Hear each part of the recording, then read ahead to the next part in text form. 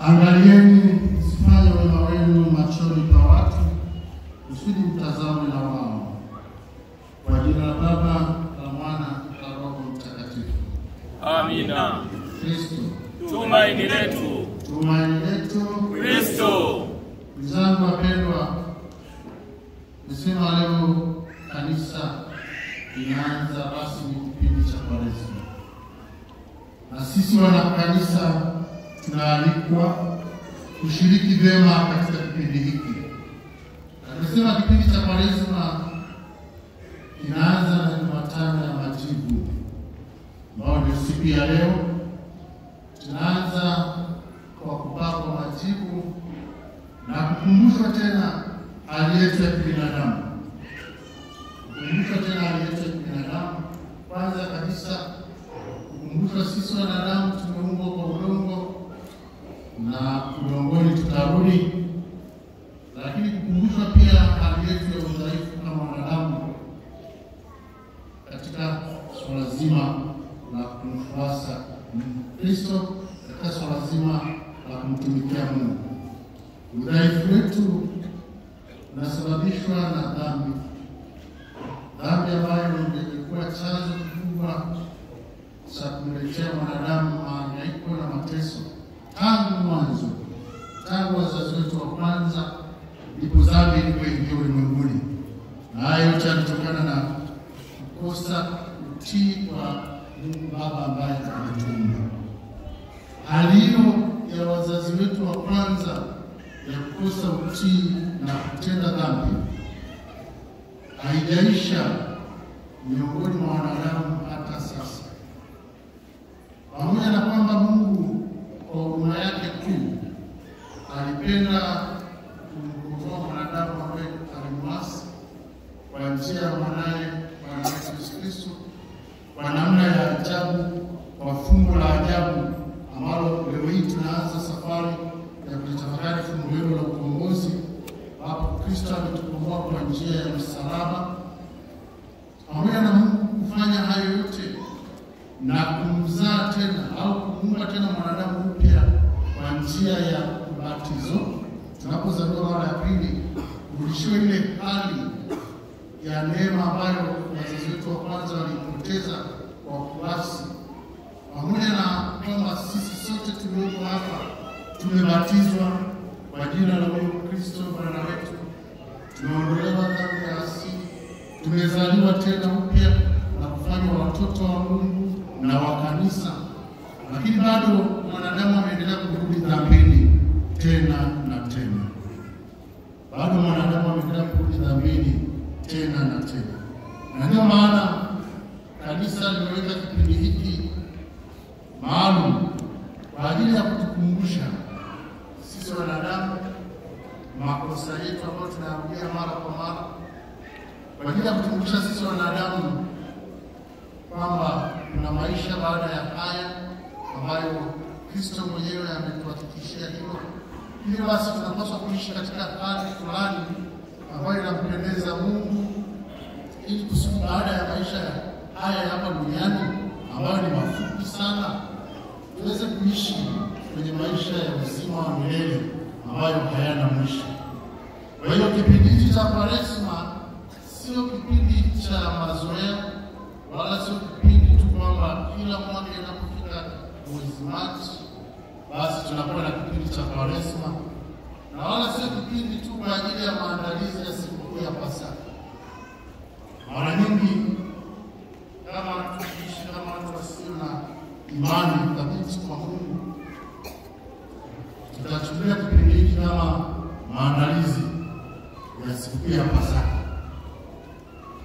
Pamoja na kwamba mwisho wake tutaadhimisha sikukuu ya Pasaka, lakini kazi kubwa ya kipindi hiki ni kutukumbusha tena sisi wanadamu kwamba tu wakosefu na tunapaswa kufanya toba na kumrudia Mwenyezi Mungu.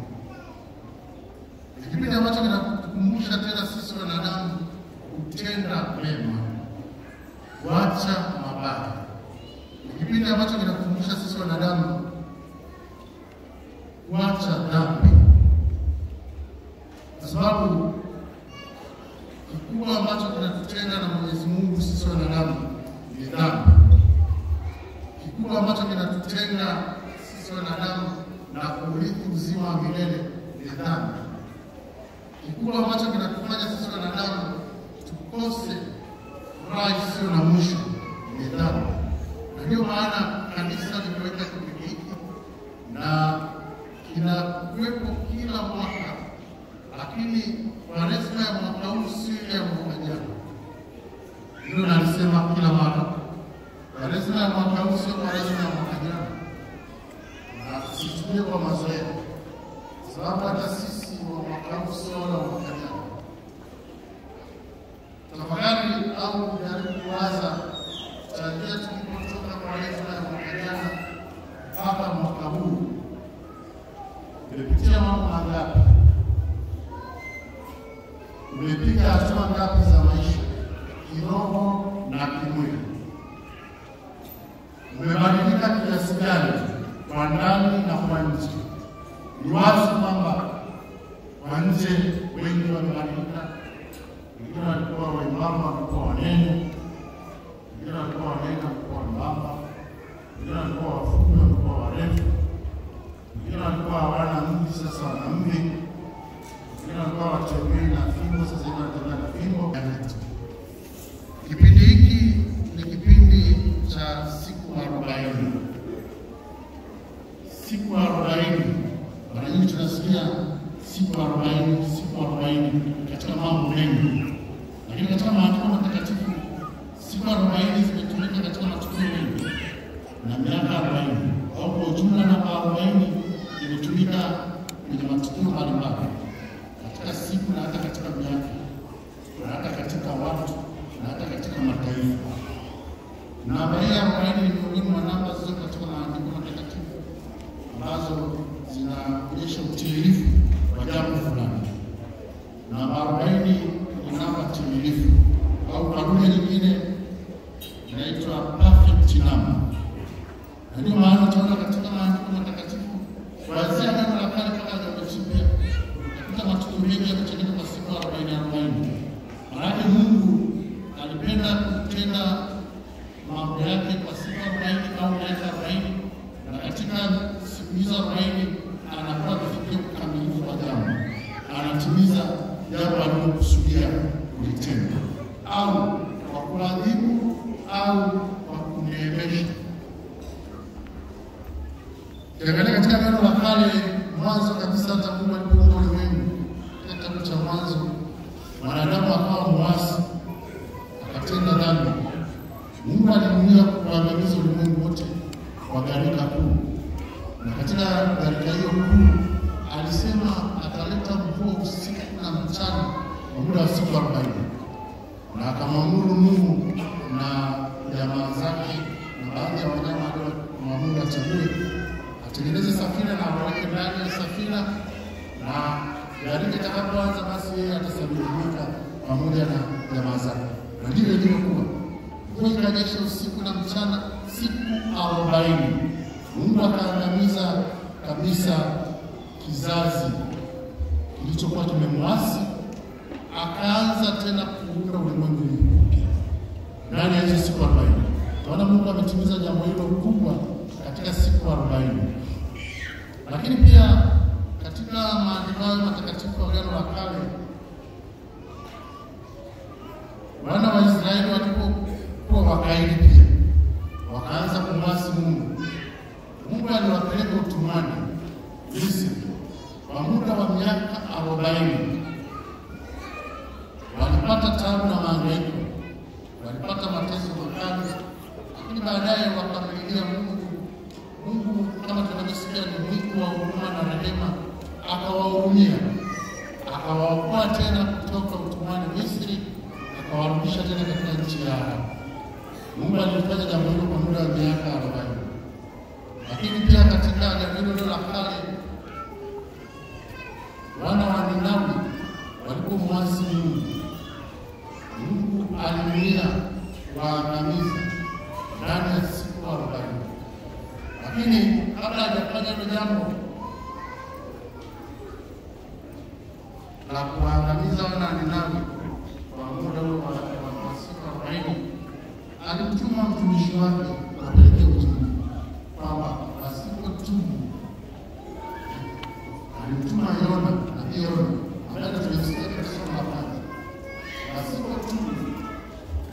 na kumjua Mwenyezi Mungu ndani ya siku 40 na mafuta wote.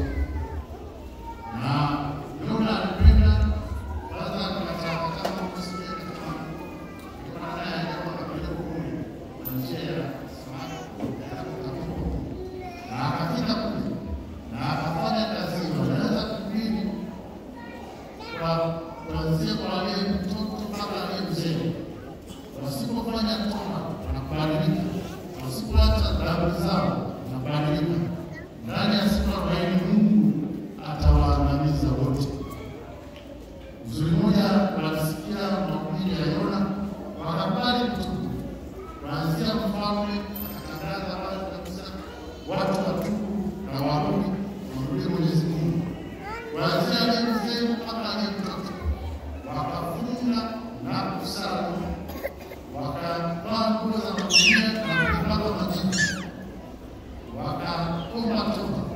Mungu akaona kilio chao, akawahurumia, akawaangamiza tena. Wewe utaona ndani ya siku 40 jambo linatimia. Sipo chini ya Mungu akagairi, akawacha. Lakini katika dunia na mambo mengi Labda Mungu wetu tunaamini Bwana wetu Yesu Kristo aliyefunga siku 40 mchana na usiku bila kula wala kunywa, ili aweze kuingia katika kazi kubwa ya kukomboa. Akajaribiwa na shetani ndani ya siku 40, lakini hakubadilika. Aliweza kusimama imara na hata akashinda vishawishi na hatimaye akatimiza kile ambacho alikuwa anataka kufanya katika kazi kubwa ya kukomboa wanadamu.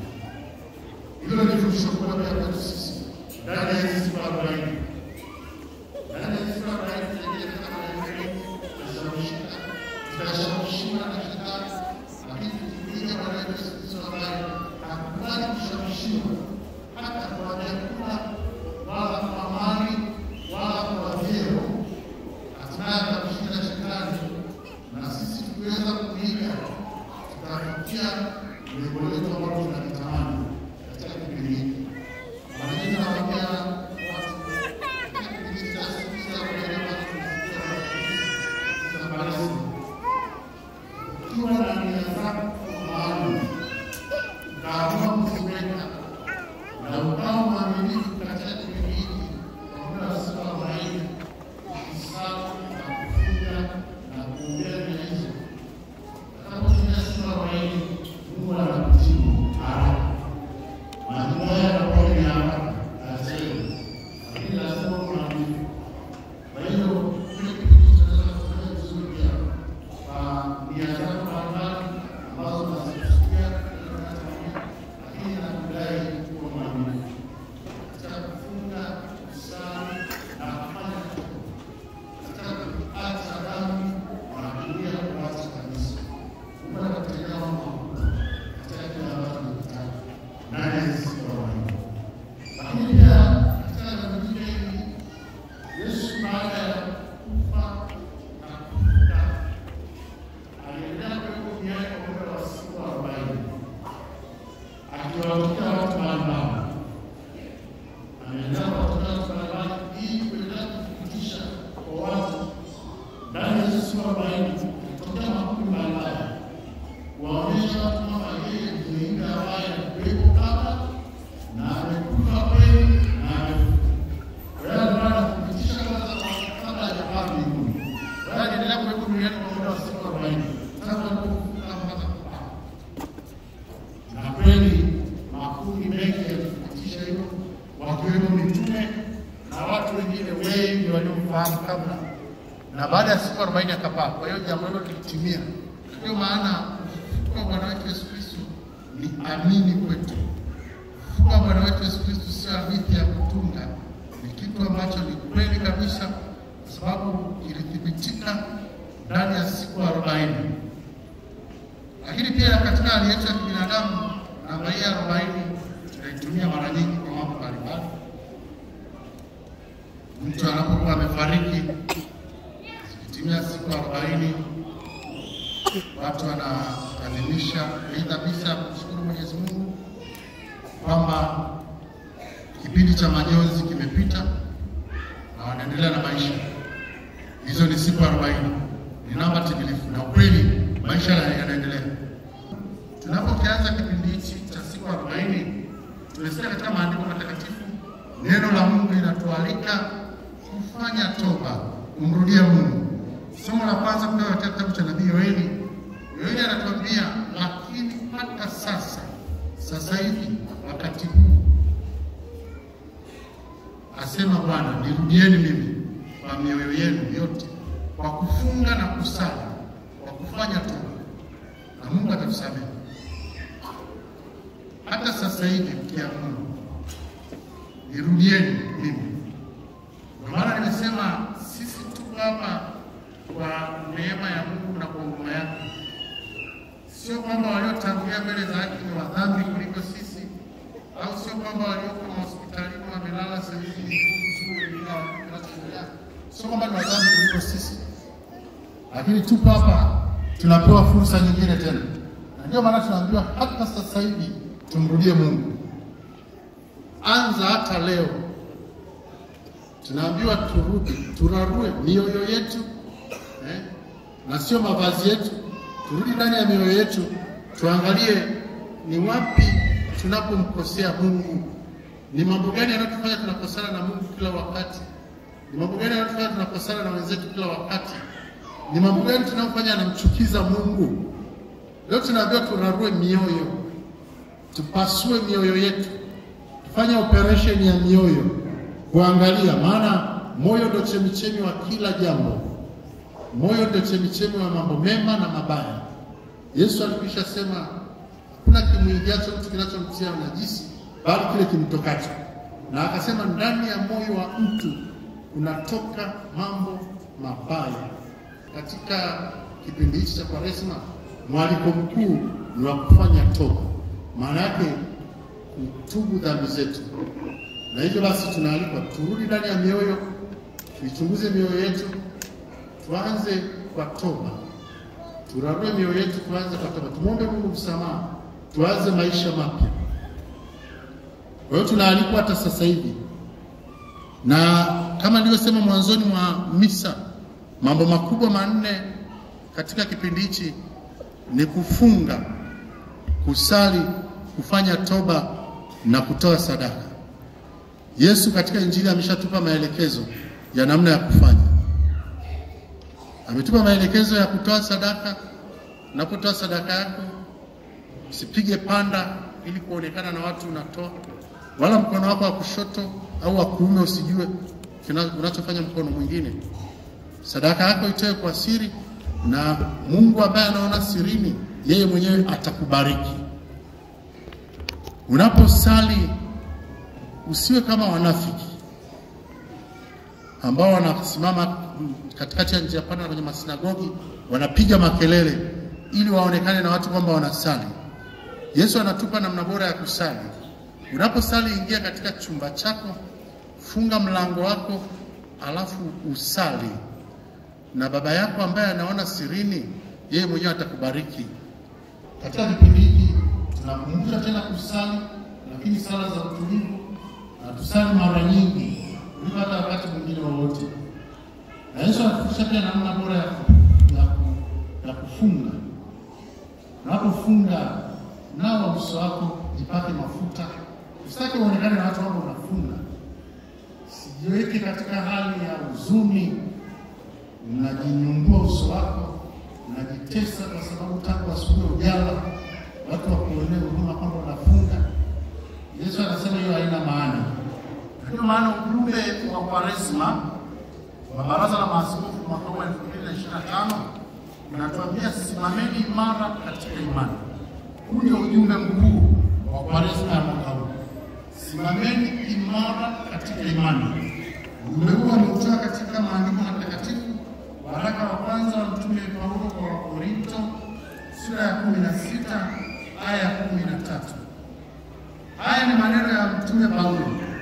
Mtume Paulo katika waraka wake huko wa Korinto, waraka wa kwanza katika sura ya 16, alikuwa anatoa maelekezo mbalimbali.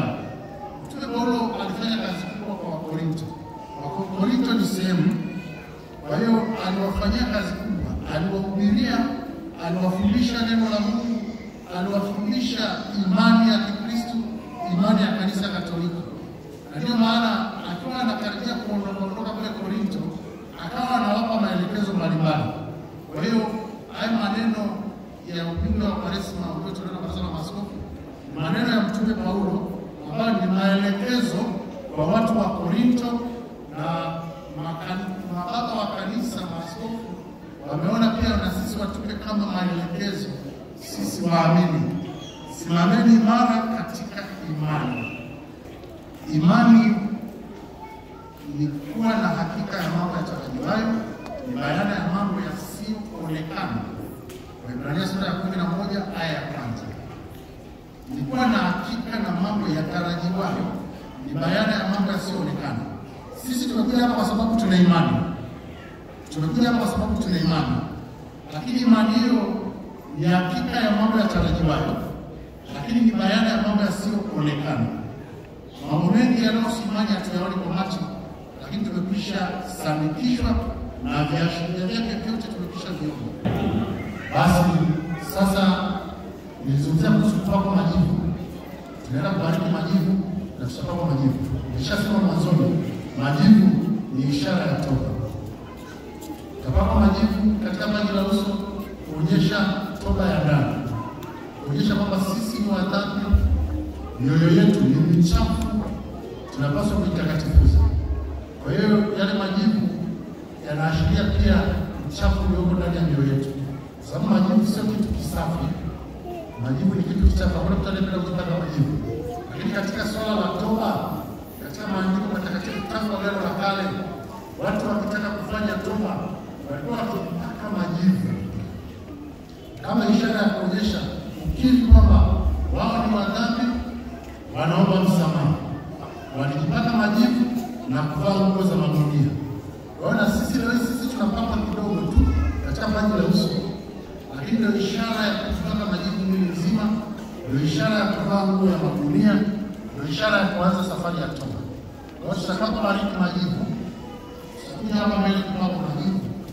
Na katika kupaka majivu tunakumbuka tena kama nilivyosema kwamba sisi wanadamu ni udongo na udongoni tutarudi. Au maneno mengine, tubuni na kuiamini Injili.